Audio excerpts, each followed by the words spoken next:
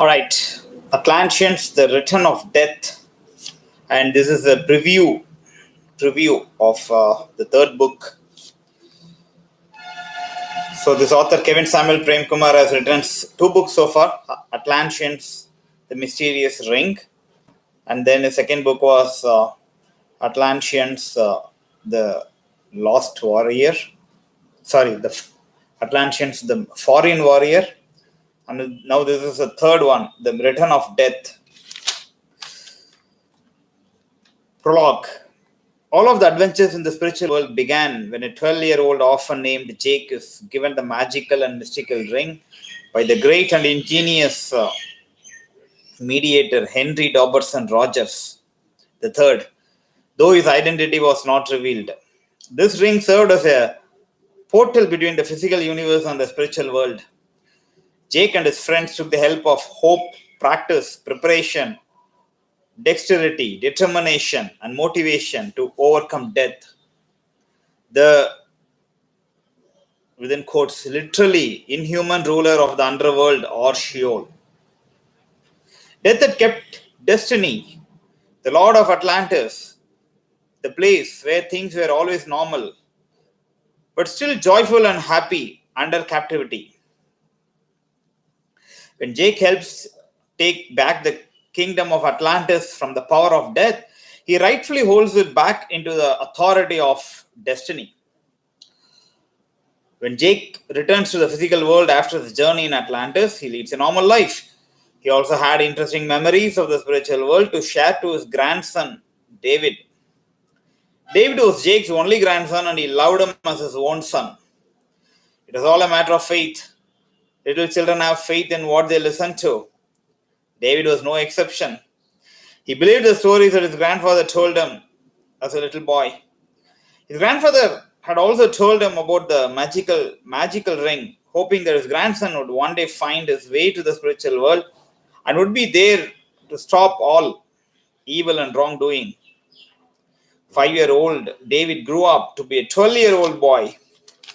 It is around this time that Jake passes away. As they say, dead in body, but alive in spirit. Hence, Jake also was a spirit in the spiritual world. One day, back in the physical world, his grandson was sitting joblessly and thinking about the stories of his late grandfather. And alas, Jake's wish had come true. His grandson found his way to the spiritual world. And from then did all the evil begin to perish in Atlantis. After all is well, David bids farewell to destiny and Jake and returns to the physical world to continue his everyday living. 10 years later, David is called back to the spiritual world through a dream. And since the situation appealed to him as an emergency, David cannot ignore this call. It is now his duty to conquer and crush the dark powers that caused mishap in Atlantis. So that's a prologue by Kevin Samuel Premkumar, the author. Chapter 1, A Vision in the Night. Silence. If silence cannot be heard, well, David heard it now. He could not imagine to think that even the sound of dripping water would now startle him. And if that was already enough, he was surrounded by darkness so pitch black that David thought he had his eyes closed. David took a deep breath. A few moments went by. Suddenly, he heard some footsteps behind him. David had felt something like a scabbard right below his waist. His heart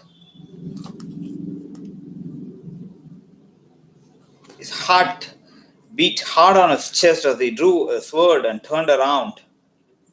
The first thing about the sword was that it illuminated the space around with such a glow that for about 4 seconds he was blinded by the bright light. When his eyes finally adjusted to the light, there, standing right before him, was his grandfather.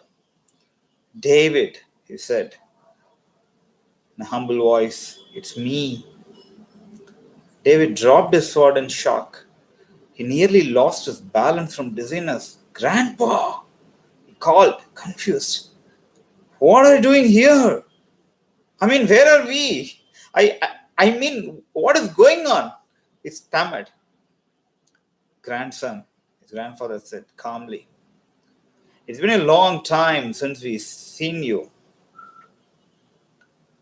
"Wait, we? Who is we?" David asked. His heart thumped wildly within him. He was very anxious about what was happening and was going to happen. Just then another voice spoke behind him. "We are we." Again David nearly passed out. Swiftly turned around to his former position to face Destiny. "Hello, David," said he. "I'm Destiny." David went into a mild laughter. "Surprises!" he exclaimed. "Now I've had enough of them for a lifetime, I think." His breathing was now becoming normal, and so was his wild heartbeat. "What brings you here?" Destiny asked. "What brings you here?" Destiny asked him. "Here?" David replied, "Actually, where is here?" Destiny looked at David's grandfather and smiled playfully. "It's nice to see your grandson asking questions," he said.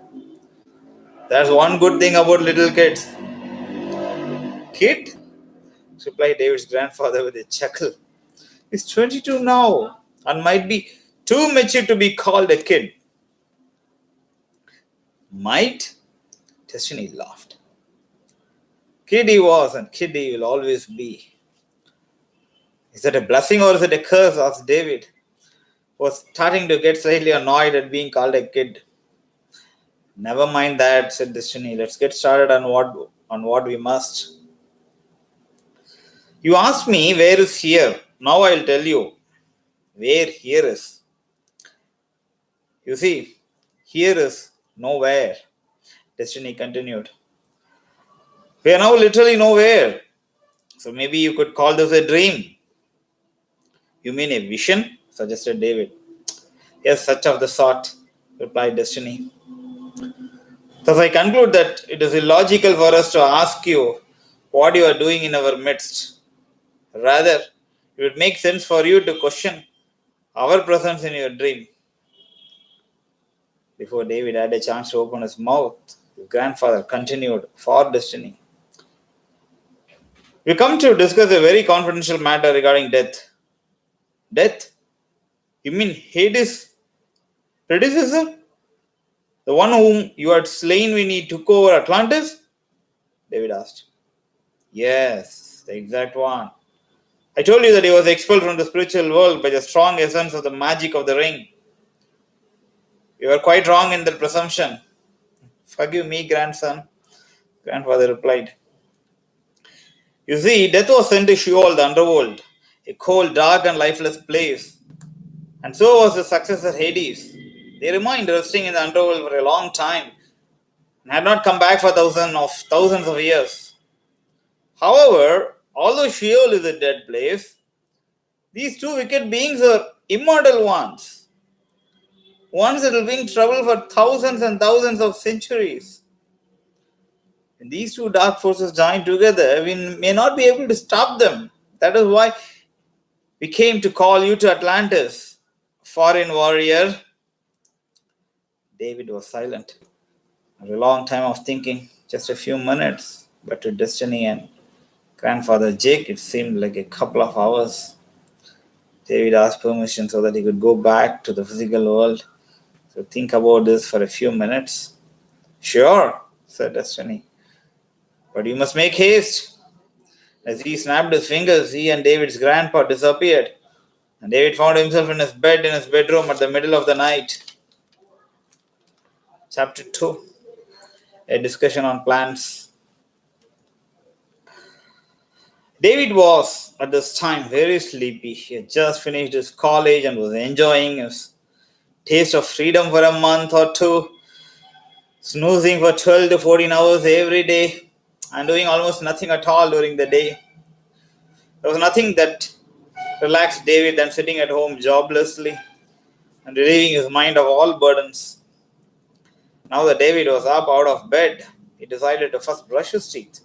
He got up from bed and looked at the time in a digital alarm clock on a small wooden stool to the right side of his bed.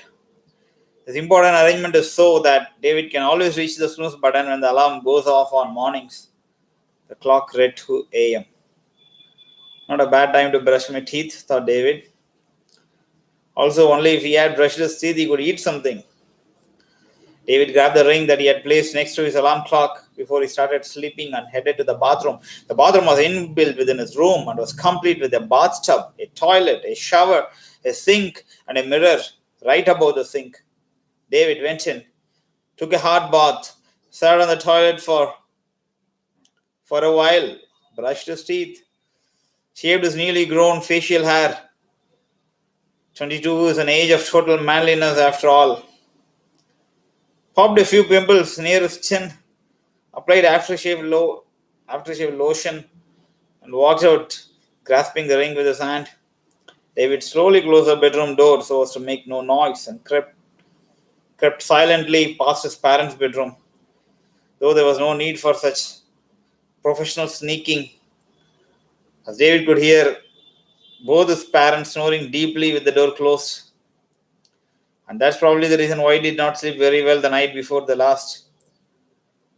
Due to this, even on this day, David cannot gather the courage to go inside his parents' bedroom when they are snoring. He shuffled downstairs once he successfully passed his parents' bedroom and headed towards the kitchen to make himself a sandwich or even crunch or a cookie. David and his parents lived in a 3-story house, the enormous attic making up the entire third story. Most of the rooms were used as storerooms, some of them containing the invaluable possessions of David's grandfather, Jake. One of these can be described as a jewelry box with emeralds and rubies decorating the top of the box. When David got down to the kitchen, he could not find any bread to make a sandwich. He searched all the cupboards and found a cereal box that was empty. And he got hold of the cookie jar on top of the refrigerator. David found air inside it. Finally, he took a carton of orange juice that was hidden inside the refrigerator. He twisted the cap off and found that the carton was half filled with juice. My prayers have not gone unanswered, thought David, as he gulped down what was left of the orange juice. Just then David noticed a blue-red light coming from the inside of his closed left fist. He could not make out the color as it kept changing. As he opened his fist, he saw the ring glowing brighter than ever. David kept down the carton of finished orange juice. He knew that he was going to see Atlantis. Any second further, he closed his eyes. Suddenly, it felt as if the whole earth was shaking. David became very dizzy. He was about to lose his feet when suddenly the trembling, the dizziness stopped. He heard a voice. "Here, our guest has arrived." David opened his eyes and found himself in Destiny's living room with his private counselor. "Greetings," said David, as he bowed low at Destiny's feet. "Greetings to you too," Destiny replied. "No need to bow." Then he ordered his counselor to go out of the living room for some time. After he went out, Destiny continued. "Welcome back. I suppose you might ask me where your grandfather is. I sent him on a head start so that you join him on the quest. He will be twice as prepared." "Head start?" David asked, scratching his head. "What about last night's vision?" "Last night?" "Oh, yes, the vision," Destiny exclaimed. "That happened months ago. What took you so long?" "Well," said David, looking up at the ceiling. "Time flies by." "Yes, I heard that proverb before, though it is not a very wise one," replied Destiny a bit haughtily. "Please help yourself to the tea in the pot and a seat." The living room was a beautiful place, though David felt it hasn't changed ever since he last saw it 10 years ago. 10 earth years, that is. The spiritual world has different timings compared to the physical universe. For the spirits, time does not exist as a dimension. It had a nice little glass table at the center with a rather lustrous top. Around the rectangular table were 4 chairs made chiefly of marble placed along the sides of the table. The walls were designed with intricate and exquisite patterns of Persian style, but even better, the only bare surface was a ceiling. Atop the table was a beautiful teapot that could be related to a china pot. However, it was much more stronger and harder than steel and quite heavy as well for a teapot. So, started David after a long time of quiet sipping of tea and nothing more. Where exactly has my grandfather gone? Glad that you asked, Destiny replied. He has gone to his own world. You know your grandpa, he loved the wild. Very well, said David. What plans do you have against the dark powers of the underworld? David did not want to mention their names. I like that you brought a peace of mind with you here, said Destiny, grinning. We are going to take help of the mediator as well as a few other powers that hopefully take our side. Who is the mediator? Asked David, not even a bit bothered with Destiny's pathetic sense of humor. In fact, it seemed as if he was pretending to buy it. Why? The mediator is none other than the brilliant Henry Doverson Rogers, third. Don't you know him? Not at all. Though my grandfather told me a little about a man named Adam Rogers who gave him the ring in the first place, replied David. Yes, that's the mediator in human form, replied Destiny. Though I suppose he changed his name on earth. Why is he called the mediator? Questioned David. Well, he has a long history. I ought not to talk about it now, rather let him explain it to you in his own time. Perhaps that will be more profitable for us, Destiny said.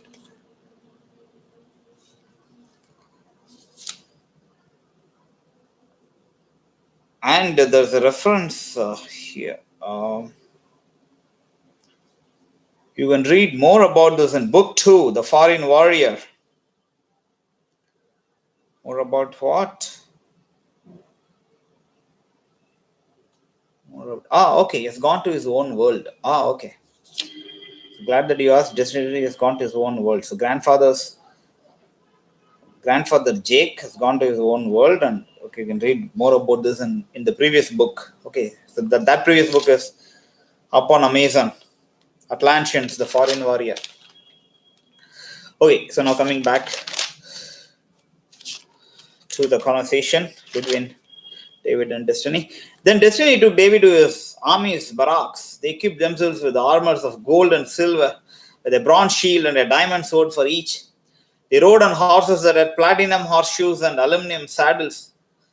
That may not be as thrilling, but it's still rare to see an aluminum saddle. David knew nothing about horse riding, but in the spiritual world, nearly everything is possible, and it was just magic that kept David's balance as he rode the horse. As he started trotting away from Destiny's castle, David asked him, Where are we going now? We must gallop to reach the entrance of the thickest forest, Destiny replied. Thickest forest? That's what it's called? David giggled to himself. We must steady our pace, avoid all stopping so as to reach there quickly. Just a 3-hour walk distance, and it's much faster than on horses. And it is much faster on horses. The grandfather will be waiting for us there, said Destiny. Hence they travelled in quiet, rhythmic trots for quite a long time, as it seemed to David. If David was in human form, he thought he would yawn and fall asleep immediately. After a long and boring travel, they finally met with Admiral Jake, David's grandfather, at the entrance of the thickest forest. I hope we get over with all this soon, thought David, considering that this boring trip to the forest was only the beginning of their quest. Chapter 3, An Unexpected Meeting. Nobody could expect a forest in the middle of the spiritual world. However, all the living things in the spiritual world are spirits of one kind or the other. David noticed in particular the forest's beautiful flora and fauna. The horse's hooves gently potted against the grassy forest floor. The smell of trees was everywhere. All along the way, David could spot shy yet beautiful creatures such as spotted deer, brown hares, and yellow squirrels. However, these shunned away whenever the horses got too close. After they had been observing the surroundings quietly for a while, and when their horses had slowed down to a canter, David asked his grandfather, So why did we come here? Inside the thickest forest, we have the misty woods and Kevin and the Coven of Secrets. At the end of this forest is the Inferno Tower. The volcano has now been dormant for quite some time, though there is still a chance of eruption any times. But all these places we are going to see. Who can join us? Replied he. In the misty woods lives a mediator, continued. In the misty woods lives a mediator, continued Destiny. We have to find him first, and I'm pretty sure he will be with us for some of the way, for he also has his earthly matters to cater to.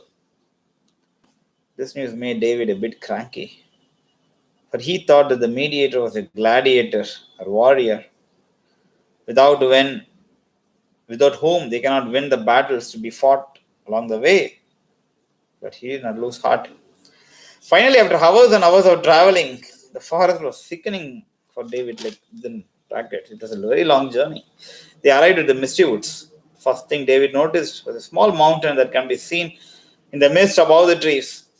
Not necessarily very small, but one that can be scaled with less difficulty. However, they saw the mountain in the distance, and only as they approached closer to it, David realized that the small mountain was much larger than what he assumed it to be. Soon enough, they all heard the howls of wolves that made their horses stop with a screech. The horses huddled together and whined in fright. Now, spoke Destiny. Let's not bother the wolves. Off we go. Saying this, he calmed down the horses, and the horses at once obeyed. Instantly, they continued back on their track. When the mountains seemed to near them, only being a mile away, David cried, "Oh, please do tell me that the mediator lives behind the mountain." "Of course he does," said his grandfather. And he said with a short, sly smile. David did not know how to express his joy. "Oh, thank good." Actually, interrupted his grandfather in the middle of David's burst of hopefulness. "He lives up there," said he, pointing his finger at the top of the peak where David could make out a castle in the distance. At this point, indubitably, David trusted his grandfather no more. He altered his heart at once. "What are you doing?" asked Destiny. "I am afraid I cannot at any cost go any further." "Is it a must to scale up the entire peak?"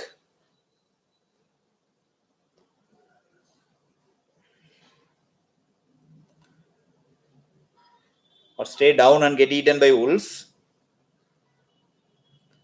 "No thanks," replied David's grandfather, who could hear more howling from about the hills. All of a sudden, in all that commotion, a bush nearby started rustling and shaking, and all were fearful. They all drew their swords and stood facing the bush till at last out came hope, practice, preparation, dexterity, determination, and motivation. If all were to be described, they were cloud like spirits that were round and puffed up in shape. They come with their own armor and arms. "Greetings, O Destiny," said one of the spirits, as all of them bowed down to he who is sitting on a horse. "I'm hope at your service." And the other spirits introduce themselves as preparation, practice, dexterity, determination, and motivation from left to right. Admiral Jake can also remember their help when he was a young boy in the kingdom of Atlantis, trying to save Destiny from the captivity of death.